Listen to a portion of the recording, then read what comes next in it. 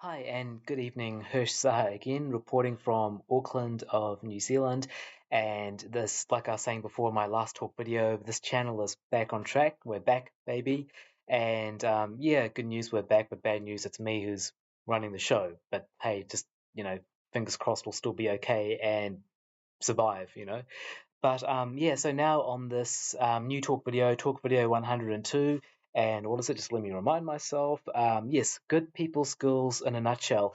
Might sound like a cliche topic. It might sound like, something, yes, we've all heard that before. We've all been, lectured on that before. But no, really, people skills are amongst the most important of skills. They really are. They really are. And again, like so many vital skills in life, unfortunately, it's something we don't learn at school, right? At school, what do we learn? Or where does the apostrophe go? Or what is Pythagoras' theorem? Or, mathematics or calculus? I've got nothing against those topics, but in my opinion at least, it's not really so helpful, to the vast majority of people in their everyday lives. A bit like that other talk video I had about removing mathematics altogether and replacing it with real life skills that the vast majority of us really need, which we end up, learning the hard way, or at least certainly I did. And it's just, some of the most important things in life, like, um, I remember hearing somewhere that, 80% of success is just simply avoiding negative people. In my opinion, I don't think it's that much or that high, that 80% of success is just avoiding negative people, but certainly avoiding negative people is a big part of achieving your true potential, achieving your success. And that goes back to another talk video I had in the past, what really counts as being successful in life. But yes, definitely a big part of success, I would say, regardless of the percentage, I'm sure that's arguable. But a big part of success is, yes, avoiding negative people, without a doubt. And I think another vital life skill, which is, again, much harder than it seems, or much harder than it looks, is just keeping a calm head, just relaxing, regardless of the situation, just relax. It's amazing how just relaxing and keeping calm and keeping cool is just basically half the job, isn't it? It's amazing, and something I remind myself about. It's something I'm still trying to master, even at this age where I'm about halfway through my life. But coming back to the subject, I know I'm always one to digress and talk too much and never shut up. This is kind of it. Someone actually advised me that I'm one to never shut up, and I need to be in a sort of position where I can just talk. And that's actually one of the reasons why I did YouTube videos, so people can't sort of interrupt me in the middle. Of course, I can place comments below, whether they're positive or negative, but they can't really interrupt me in the middle. So, but yeah, no, again, leave the digressing. Coming back to the matter at hand, good people skills in a nutshell. Again, I'm sure you've heard that book by Dale Carnegie, How to Win Friends and Influence People. It is an incredible book. It's a really good book. I've got a copy myself. If I remember correctly, it was written back in the 1920s, so it's about 100 years old, but yet, it became an instant bestseller, even much to the author's surprise. It did much better than he expected.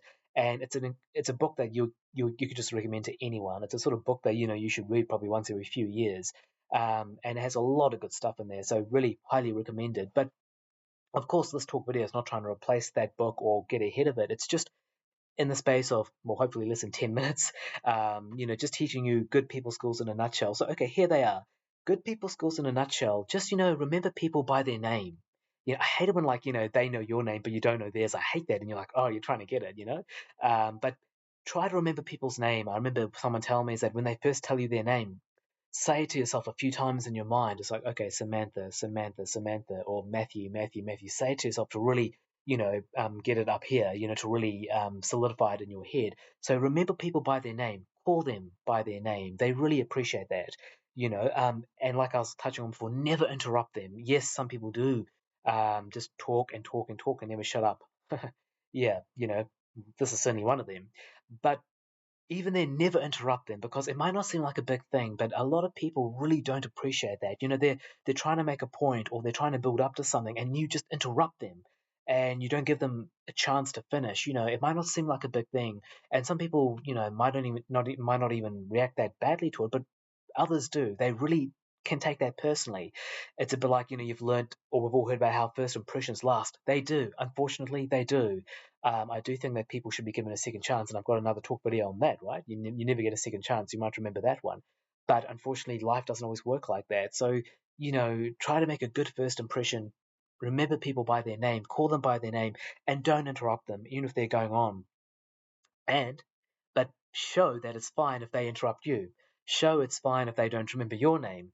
Show it's fine that if they're a bit rude to you, but don't be rude to them. I know that's unfair, but some might say, "Oh, Hirsch, you're just saying suck up to them." Maybe I am saying that, but it helps. It goes a long way. People are only human.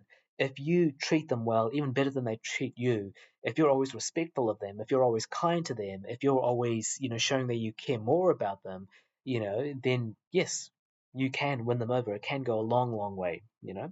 And again, if they talk for too long, don't interrupt them, but try not to talk for too long yourself. Give them time to talk. Because a lot of people like to be center stage. If you let them talk more, if you ask them questions that show that you really care about them, again, they will like that. It might not be fair, but they will like that. They will appreciate that. And hopefully they'll reciprocate that by, becoming your friend, being one with you. Try not to lecture them in any way. Yes, another point I'm reading off my phone. I made these points here. Like I said, I've planned these next 100 videos. I admit the previous 100 videos I didn't always have, concrete plans for, but these new 100 videos I do, or I'm trying to have better plans for. I probably won't beat the previous 100, but hey, I'll try. But yeah, don't be seen to lecture them in any way. Of course, we can all be lectured on something. We all have faults. We all have weaknesses. But try not to lecture them on something. Or if you are to lecture them, do it in a very tactful manner, strategic manner. Perhaps compliment them first, and then say, "Oh, but you could also do this or do that." Never get angry with them. This is much easier said than done. Never get angry with them. Okay, they might get a bit angry and a bit titchy with you, but try not to get angry with them. Again, they will appreciate that. They really will. You've probably heard this one before. When you talk to people, especially for the first time when you first meet them, or especially in a professional setting, avoid those three very, very sensitive topics.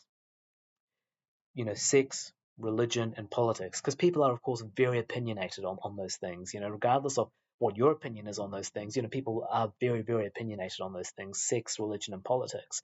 And it kind of goes back to that other talk video I had before on religion and how, regardless of what your religious belief is, try to respect others' religious beliefs. How about this? Respect their religious beliefs in exchange for them respecting yours.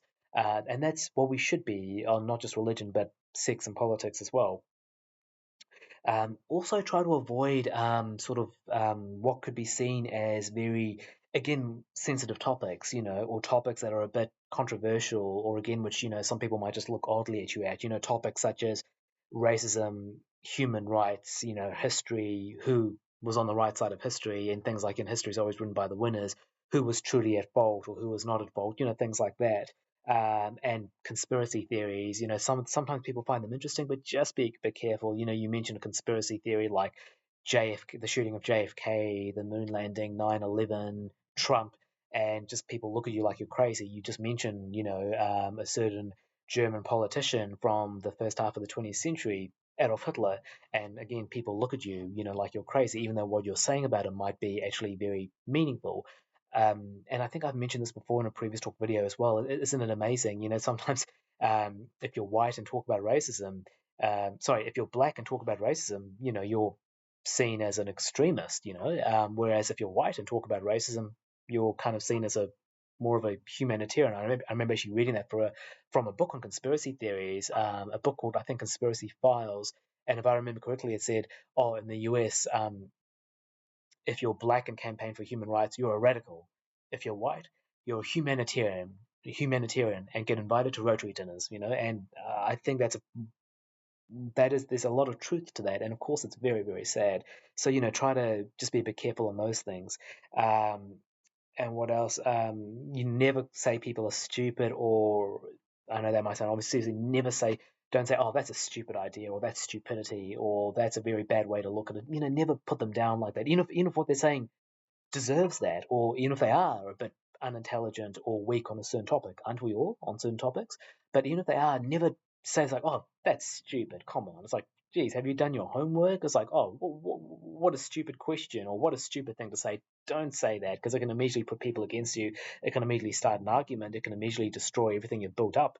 Um, and yeah, so don't say they're stupid. Just say, oh no, I think that's incorrect, or that's not quite true. Try to, again, handle it in a more tactful manner. That's incorrect. That's not quite true.